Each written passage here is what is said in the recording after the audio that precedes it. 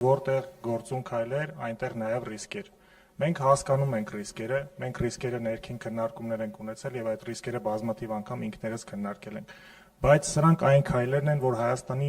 պատմության ընթացքում տարբեր իշխանություններ, տարբեր տարիների փորձել են անել, բայց մոտեցել են ու հետ են կանգնել։ Մենք հասկանում ենք, որ առանց այս քայլերի հնարավոր չէ Հայաստանի տնտեսությունում փոխակերպումներ լինեն։ Ու պարզ բաներ են սրանք։ Իրականում նայեք, մեր բնակֆոնդի օրինակ բնակարանաշինության ծրագրում նայեք, մենք չենք կարող այդ հարցը բաց թողել, որովհետև Հայաստանի բնակարանային ֆոնդի 80%-ը սեյսմակայուն վիճակում չի։ Այս հարցին պետք է ինչ-որ ձև մոտիկանանք։ Մենք ունենք 200,000 գյուղացի, որը չի կարողանում իր առօրյա հարցերը լուծի, չի կարողանում իր սննդամթերքը